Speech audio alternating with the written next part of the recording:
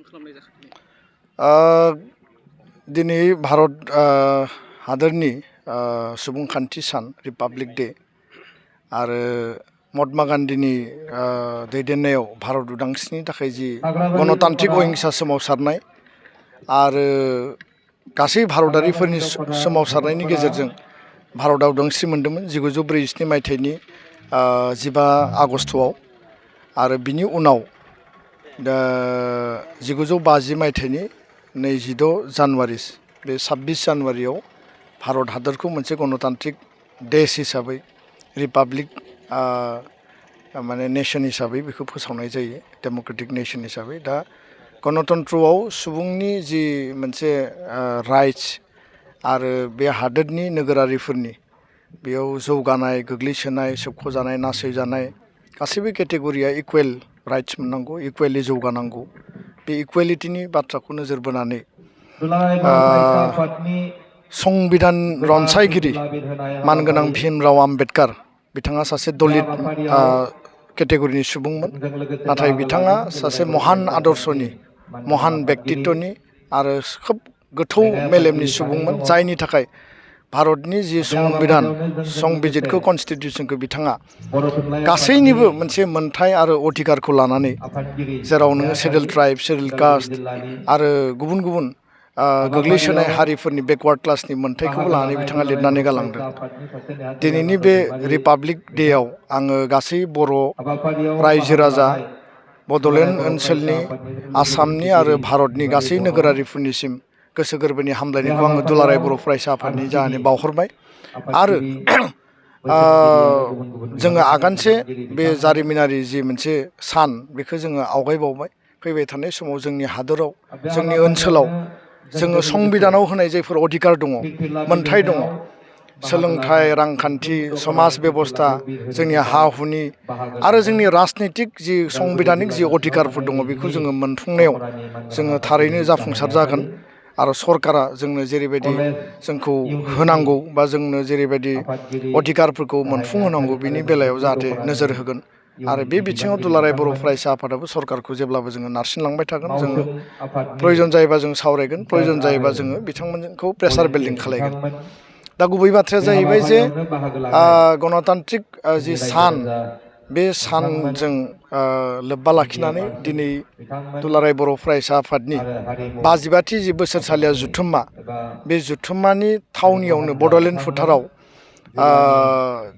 दिनै जोङो भारतनि माहारियारि जि गोथार फिरफिला जों बेखौ बिर होबाय बेयाव बानजाय आफाद जोंनि volunteer team march past team साब कमिटिसफोर दङ मिरुनि आरो जिल्लानि उदालगुरि जिल्लानि दैदेनगिरि बिबानगिरि आरो गासै जोंनि साब कमिटिफोरखौ लानानै जोङो रायजो राजाखौ लानानै फरायसुला फरायसुलिखौ लानानै जों बेखौ मोजाङै मावफुंबाय आरो बिनि थाखाय आङो बयनिसिमबो साबायखर बावदों दिनैनि सानावनो रायजोनि गिबि मन्थ्रिनिफ्राय दिनै बर' हारिनि थाखाय माबा मोनसे मोजां फोसावगोन होननानै जों मिथिना मोनदों थारैनो बे जोंनि थाखाय जोबोद गोजोनथाव आरो गोग्गाथाव बिटिआर गोजोन गोरोबथाया गाबोनो 27 जानुवारियाव 3 बोसोर कमप्लिट जानोसै आरो दिनै 26 जानुवारि गाबोन बिटिआर रेकर्ड डेखौ जों बेयावनो फालिगोन गासैबो जोंनि सोमावसारग्रा बारग' दैदेनगिरिफोरखौ जों बेयाव लिंहरदों आरो मैया मोनाबिलियाव जोंनिसिम खौरां सफैनाय बायदियै जि मोनसे अफिसियेल कनफार्मेशन आं बे बाथ्राखौ स्पष्टयै फोसावनानै गोग्गानाय आरो गोजोननाय मोनो जे बिटिआर गोजोन गोरोबथानि जि जोंहा दफा दङमोन 3.1 आरो बे 3.1आव सिमा बारायनायनि बाथ्रा दंमोन सनितपुर बिश्वनाथजों लोगोसे बिटिआर ओनसोलनि खोलाहा थानाय गामिफोरखौ सोसननायनि बेयाव माने एरिया एक्सटेनसननि बाथ्रा दङ दा बे गासै खामानिखौ जोंनि बाउन्डारि कमिसन आरो पलिटिकेलि जोङो गोबां नारा नाथा नाजानायनि गेजेरजों गोबां बाधा गोबां माने थासारि गोबां माने माखासे जुजिनां बिथिंफोर फैदोंमोनब्लाबो फाइनेलि फार्स्ट फेजनि थाखाय सनितपुर आरो बिश्वनाथ आप टु गहपुरसिम बिटिआरनि सिमाया दिनै आसामनि गिबि मन्थ्रि बिथांनि खुगाजों रिपाब्लिक डेनि जि स्पिच बे स्पिचआव एनाउन्स जागोन आरो गहपुरसिम जोंनि गामिया रेभिनिउ भिलेज आरो फरेस्ट भिलेज आरो मोननैसो एफआरसि एरियानि रेभिनिउ हिसाबैनो बेखौ दिनै थिसननाय जासिगोन आरो बेजों दिनै मोनसे प्रमान जाबाय जे जायफोरा जोंखौ हेंथा बुंदोंमोन जायफोरा बे कर्टआव जेबो गैया बे कर्टआव सनितपुर बिश्वनाथनि नाम गैया जायफोरा जोंखौ रिउमार खालामदोंमोन बिथांमोननि खुगायाव दिनै संख्रि लुनाय बायदि जासिगोन आरो बिथांमोना बिनि उनाव जोंखौ रिप्लाइ होबानो जाबाय मिसा बाथ्रा बुंनानै रायजो राजाफोरनि गेजेराव गावस्रा गावस्रि लाबोनाय जि थासारि बेखौ जोङो नुनो मोन्दोंमोन जोंहा बिसोरनि सायाव गाज्रि मोननाय गैया खिन्थु बिथांमोना समाजाव मोनसे दाङाबाजि आरो गावस्रा गावस्रिनि थासारि लाबोदों आङो बयखौबो बर' हारिखौ खावलायगोन सनितपुर बिश्वनाथनि रायजो राजाखौ खावलायगोन दिनै जिखिनि पार्सियेलि फार्स्ट बेचनि थाखाय फोसावगोन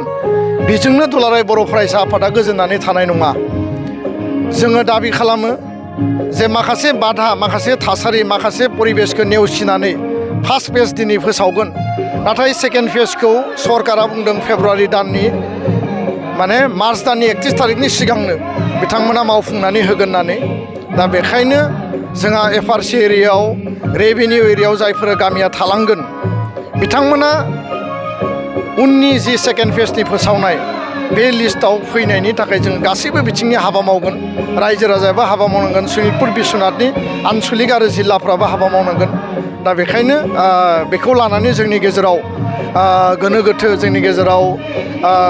गाज्रि मोनलायनाय दुखु मोनलायनाय रागा जोंलायनाय बेबायदि थासारिखौ दा लाबोनाङा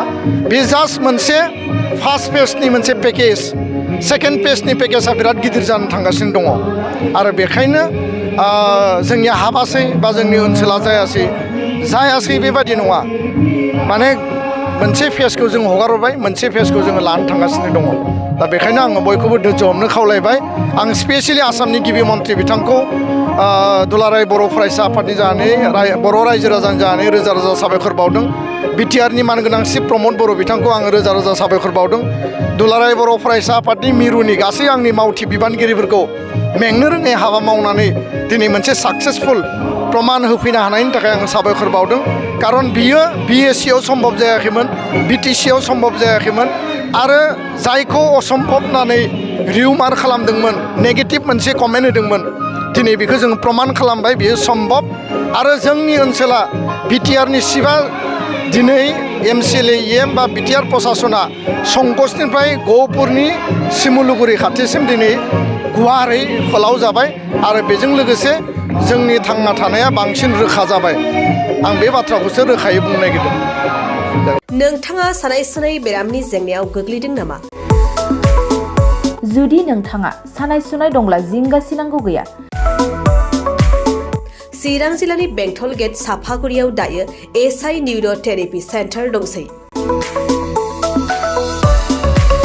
बे थेरापि सेन्टाराव नोंथाङा गोरलैयैनो देहानि सानाय सुनायखौ फाहामथाय लानो हागोन बे आथिं सानायानो जाग्रोदों ओमफ्राय जानाया एसे सिगांनिफ्रायनो जाखादों ओमफ्राय बिदिनो गुबुन गुबुन मुलि जाबाबायदों ओमफ्राय हामाखै दिनैनि ट्रिटमेन्टआ नङा आङो एसे मोजां मोनसिनबाय जेरै सिं सानाय आफादावरि सानाय मोदोम जरा सानाय आइजोफोरनि जेंना खर' सानाय बायदि बेरामखौ फाहामनाय जायो लोगोसेयैनो बे सेन्टाराव थानानै फाहामथाय लानो हानायनिबो सुबिदा खालामदों नोंथांमोनहा एएसआइ निउर' थेरापि सेन्टाराव फाहामथाय लानो गोसो दंब्ला नैबे मबाइल नम्बर 7620160459 नङाब्ला 9476977956 आव थोंजों सुलाद लानो हागोन